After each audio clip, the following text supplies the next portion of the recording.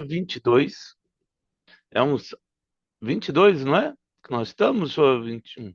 Não, 22. 22, isso aí. Então, o Salmo 22 aí é o Salmo de Davi, atribuído a Davi, é um dos salmos mais ricos em detalhes da crucificação de Jesus. É um salmo que traz aí toda a crucificação. Ele foi escrito 1000 anos antes de Jesus e ele traz ali essa questão, mãos perfuradas, pés, ossos expostos, zombaria. É, por isso que Davi era um homem segundo o coração de Deus, porque ele conseguiu ver o que ninguém jamais tinha visto assim. Ah, eu acredito que outros tenham visto, como Abraão, como talvez Elias, Jó, com certeza, acredito que tenha visto isso também, e Davi, que não era profeta, mas viu porque ele tinha um coração segundo o coração de Deus. Então vamos lá, verso 1 e 2 aí, ele começa, né? Deus meu, por que me desamparaste? Por que se acham longe de mim, da minha salvação, as palavras do meu bramido? Ou seja, então Davi ele já começa dando um grito de dor, um grito de socorro, né? Eli, lama, sabactame, foi a palavra que Jesus usou, né, em hebraico no momento que ele estava sendo crucificado, e ele vai clamar a Deus, Pai, Pai, porque me desamparou. Era algo bem simples, mas era algo que expressava toda a dor e o sofrimento de Jesus naquele momento. E aí, uma coisa importante que ele traz aqui para nós também era aquela sensação de distância de Deus. Uma oração que não foi respondida, um sofrimento extremo, algo que passava de todo entendimento de dor. Mesmo assim, ele continua chamando por Deus, mostrando a fé na dor. O verso 2 diz: Deus meu, clamo de dia e não me responde, também de noite, porém não tenho sossego. Então é algo que Davi ele coloca Jesus e ele mesmo também em um momento de dor, um momento de angústia, que ele pergunta para Deus, aquele momento em que você ora de manhã e de noite, parece que não tem resposta, parece que não tem solução, parece que Deus esqueceu. Certamente, lógico que não. Deus nunca esquece de nós. Mas a sensação é isso, porque as coisas não mudam, as coisas. E aí, nesse momento, aprender a descansar em Deus seja a parte mais difícil na vida cristã, nesse processo. A espera, se a gente pensar em Davi, quantos anos Davi esperou para a promessa ser cumprida sobre a vida dele? Jacó, José do Egito, e pode ter certeza que essa oração não é um privilégio nem meu, nem seu, mas de muitos, se não de todos que conhecem a Deus. O verso 3 e 4 ele chega e ele continua, e ele traz a santidade de Deus e a esperança. E aí chega no verso 3 ele diz aí, lembra que Deus é santo, contudo tu és santo, né? Ele traz isso, o Kadosh aí, santidade de Deus, entronizado entre os louvores de Israel. Então, Davi mostra a santidade de Deus, ele era santo, e aí o verso 4 ele, ó, nossos pais confiaram em ti, confiaram e livraste. E aí Davi traz a recordação, né, essa questão dos pais de Israel que confiaram nele e Deus ouviu e os livrou, citando essa questão do Egito, que eles foram libertos do cativeiro e agora eles estão. Porque Davi, essa questão do cativeiro ainda estava bem fresco na vida de Davi, porque os avós de Davi participaram disso. Então ele chega aqui, bisavô, ele chega nesse momento aí, é, que ainda eles estavam conquistando a terra prometida de Canaã. Então ainda a promessa de Josué ali estava bem latente no coração de todo o povo de Israel. Isso mostra o princípio bíblico importante que a memória dos filhos de Deus fortalece a fé nesse sofrimento.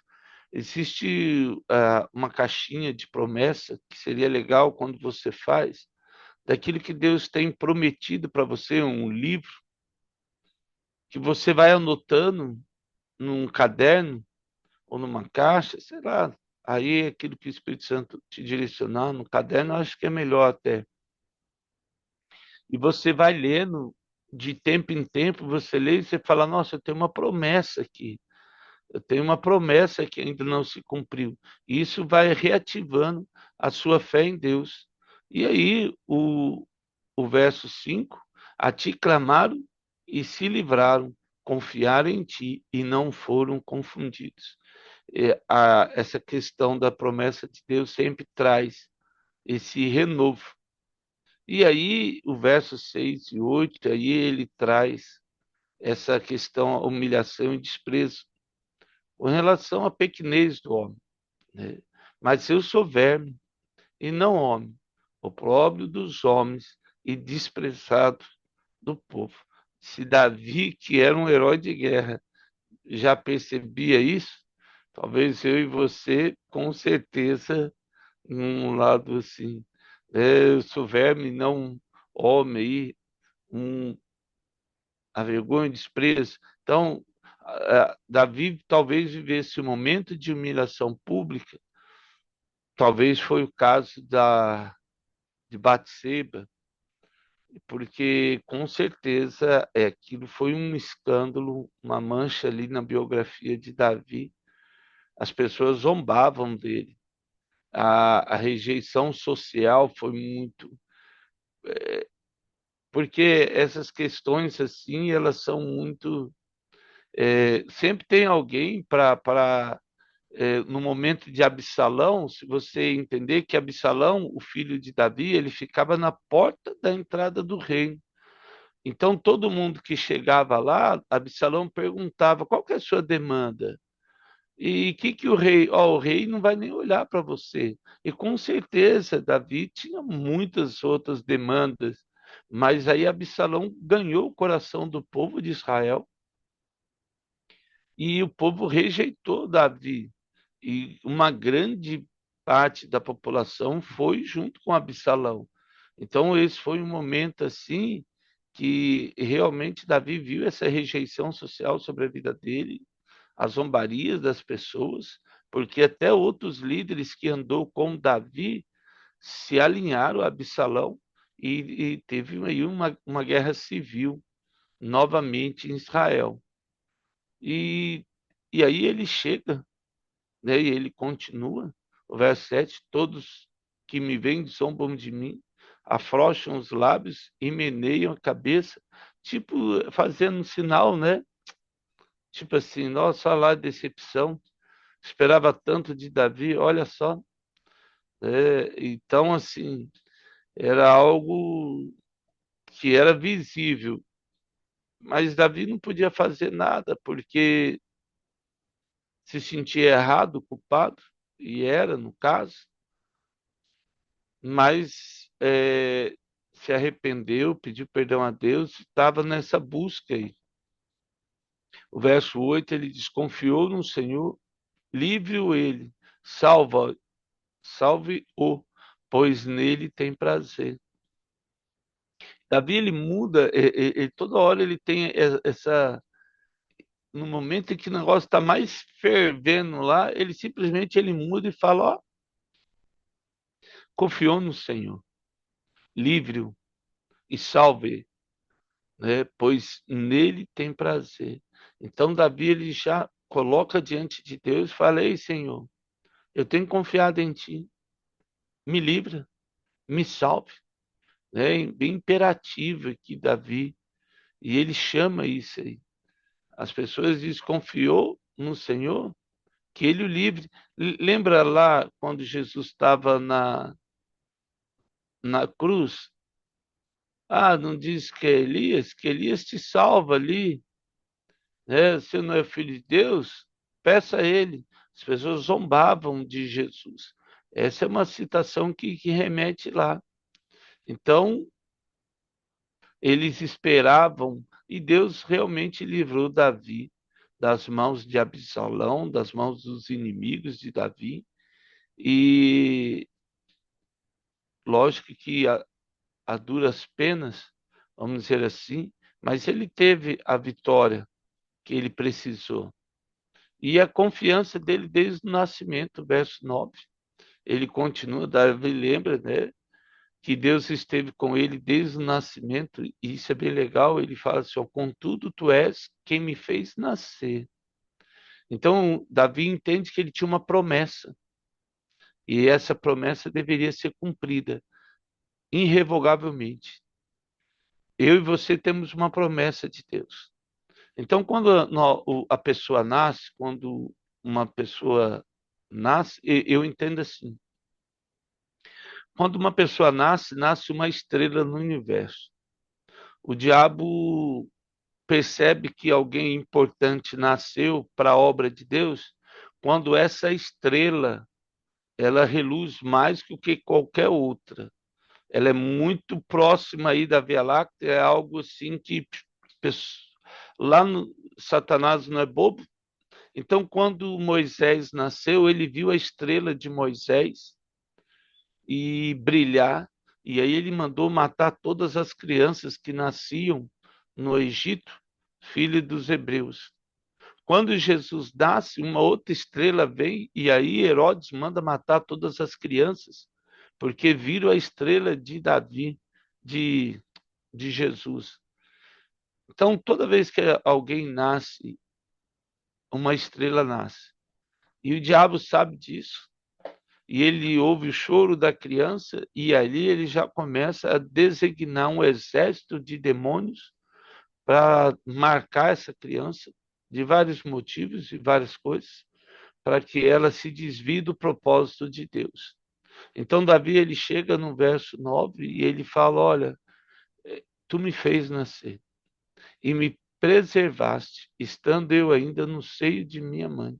Então, assim, havia uma promessa e Davi sabia que Deus estava guardando, assim como eu e você, nós temos uma promessa de Deus.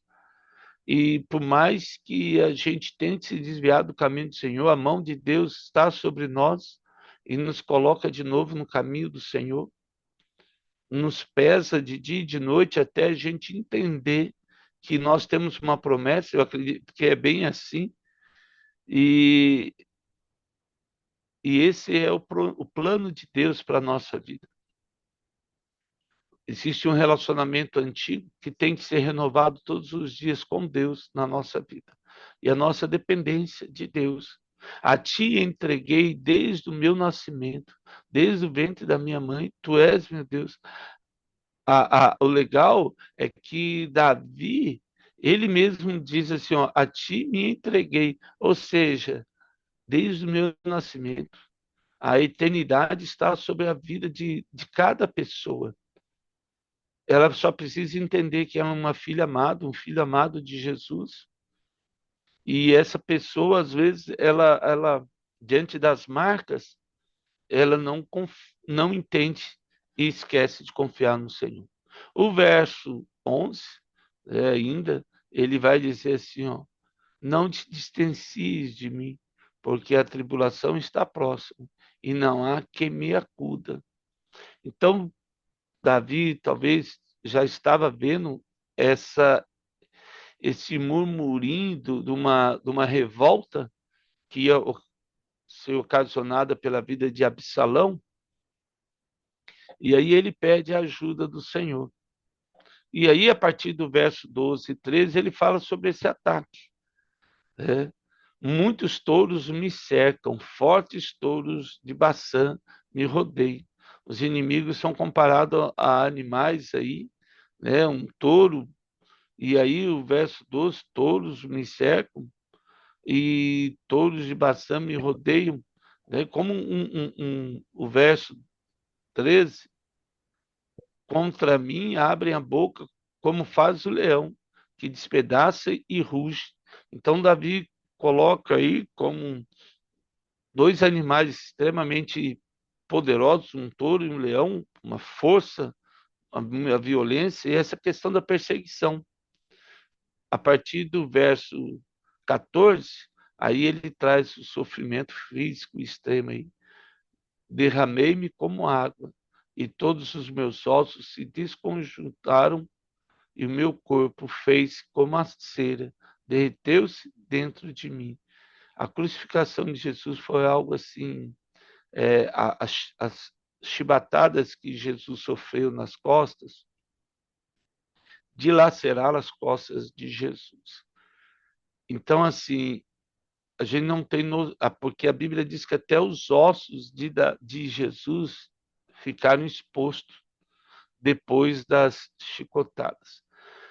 Quando ele joga o manto, era porque olhar para as costas de Jesus era algo, até para quem estava torturando ele, é, chegou um momento que era, sim, era inaceitável até para aquelas pessoas. Então ele joga um manto e coroa um Jesus com espinhos e para cobrir essa situação.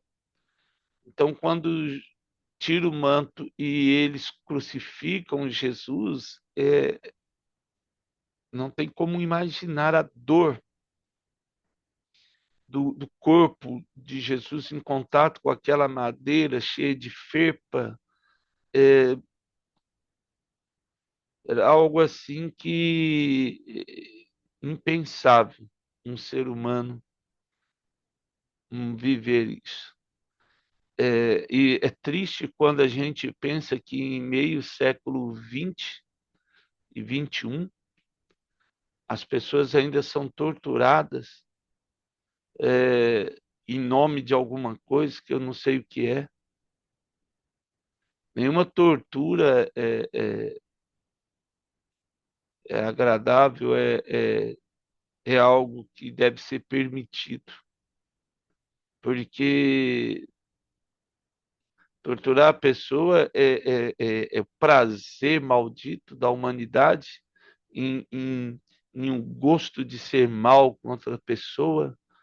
Eu não vejo aonde que encaixa a presença de Deus na vida de alguém assim, que tem prazer no sofrimento de outra pessoa, e ainda que não seja só física, mas mentalmente falando, aquela pessoa que, às vezes, até num relacionamento, quando um relacionamento destrutivo, onde a pessoa só humilha, envergonha a outra,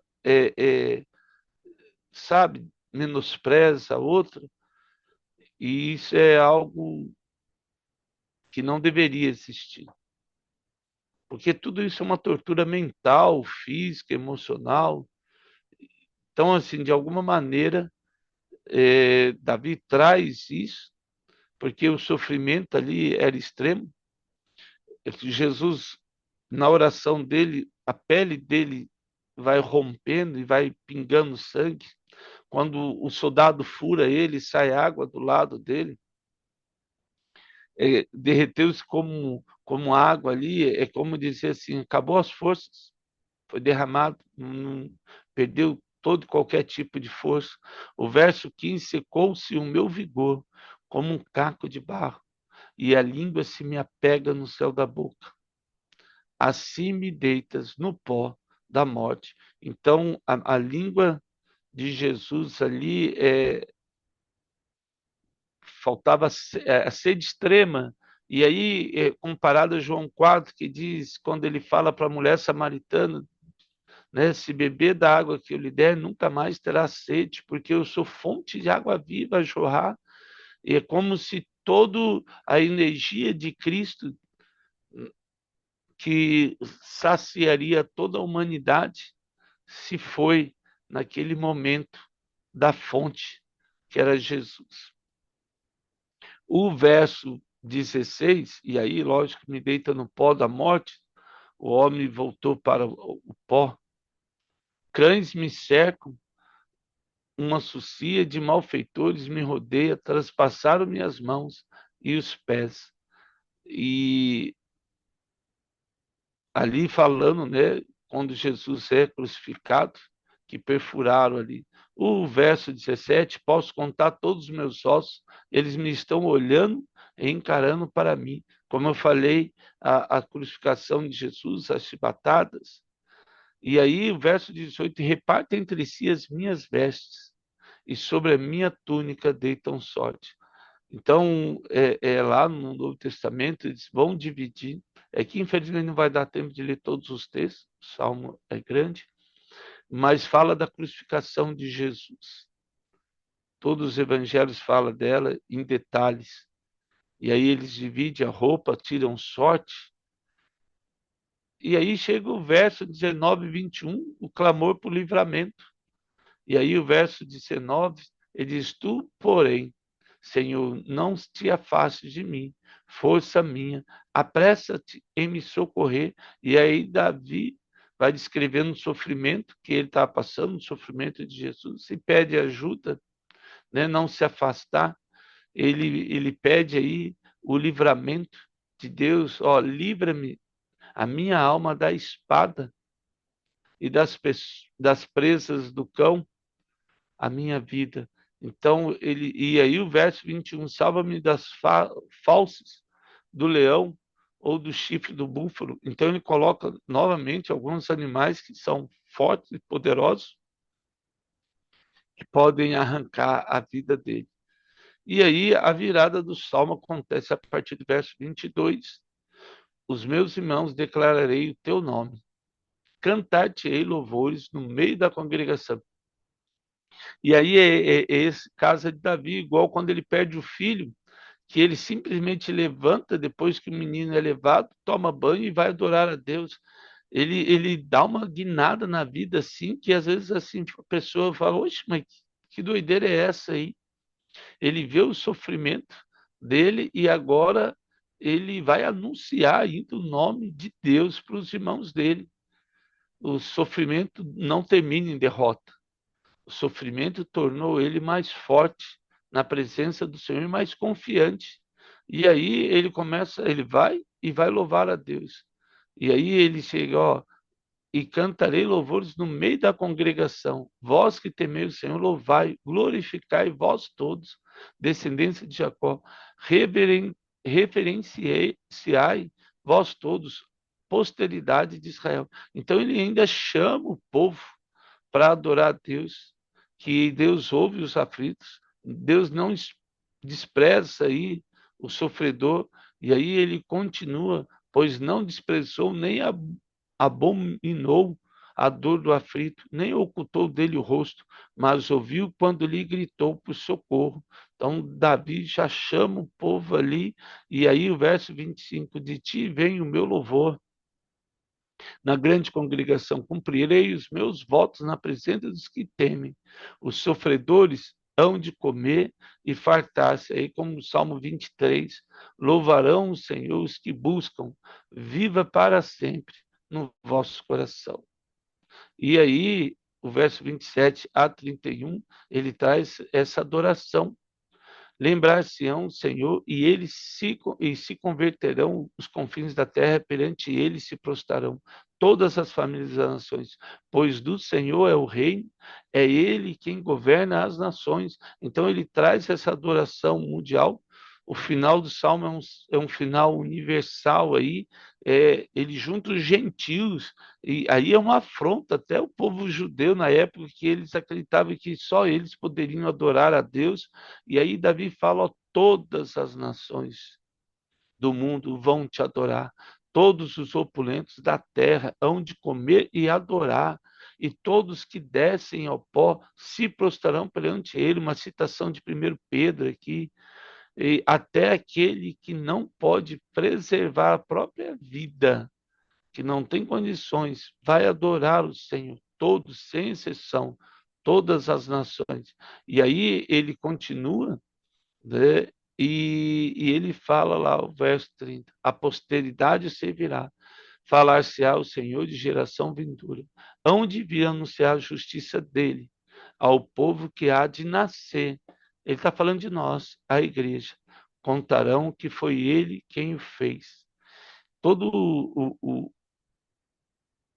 o sofrimento de Jesus, o sofrimento do justo, a fidelidade de Deus, aí o Salmo vai trazer isso, o sofrimento que leva o louvor, todo sofrimento deve levar o louvor e a adoração a Deus, e a salvação alcançada das nações, né? Mesmo que eu e você tenhamos aí um sentimento de abandono, Deus vai continuar santo e fiel, mesmo que você sinta humilhado, você deve e eu manter a confiança desde o nosso nascimento até os dias de hoje. Mesmo que o sofrimento seja intenso, o nosso clamor deve continuar por socorro diante de Deus, porque daí vem o louvor e vem a adoração. Esse é o plano e esse é o desejo de Deus sobre as nossas vidas aí, de uma maneira constante diante do Senhor. Amém? Que Deus possa continuar nos abençoando, nos ensinando que, por maior que seja a dor, Deus não se faz distante. Certamente responderá às nossas orações, não só hoje, mas todos os dias. Que Deus te mantenha, nos mantenha firmes na oração, nos mantenha firmes na confiança, que Deus não nos abandonou, assim como fez com Jesus, certamente fará em nossas vidas. Amém? Ó Pai, eu quero agradecer ao Senhor por este dia, porque o Senhor tem guardado os pés, nossos passos. O Senhor nos escolheu antes de nascermos, e assim como disse Davi, cada um de nós tem uma promessa do Senhor, e essa promessa está sendo cumprida e será cumprida de maneira total, Deus, plena. Nos ajude, ó Deus, a andar nos teus caminhos nesse dia. Nos ajude a testemunhar do teu evangelho. Nos ajude a falar do teu amor. E que a cada dia possamos viver um evangelho da graça, um evangelho da paz, um evangelho que cura, que liberta, que restaura. No nome do Senhor Jesus. Amém. Amados, que Deus continue nos abençoando nesse dia ensolarado aí de verão, no nome de Jesus. Amém?